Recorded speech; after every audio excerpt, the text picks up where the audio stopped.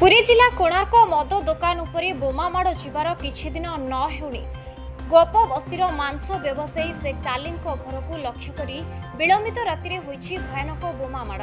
सूचना अनुसार पुरी जिला गोप थाना गोप बस्तीर मांस व्यवसायी शेख तालीम को परिवार राति शोइथिबा समय दुर्बृत्त आसी तांको घर उपरकू दुईटी बोमा फिंगी फेरार हो जाइथिले।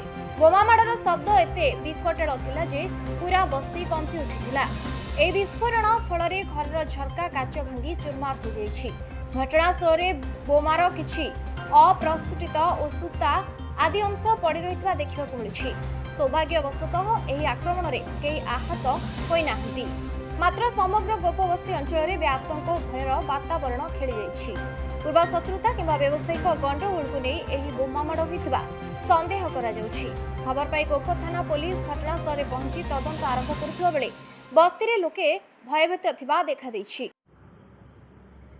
आपण परिचय शेख तालीम कौन आपजी राति मध्यरात्रि आपको घर बम पड़ता कौन घटना गोटे 3 मिनिट आम शोइथिलु शोइबा अवस्था रे आ गोटे बम झरका को मारिकी झरका भांगी सान भाई आम शोइथिले आ गोटे द्वार मुह को मारे किए मार आम तो देखिनु से रास्ता उपर मारिकी आम कल बले उठला तो सब धुआं जे भय बाहर भय लगे कि आपन शत्रु अच्छा कि ना पूर्व शत्रु से कथा तो आमर शत्रु किए मुझे किसी का ना कह कौन कह तथा भयभीत आप भयभीत पूरा रात सागे सागे पुलिस स्टेशन फोन कलु सार आसते बड़ाबू बड़ाबू आसिक सब देखा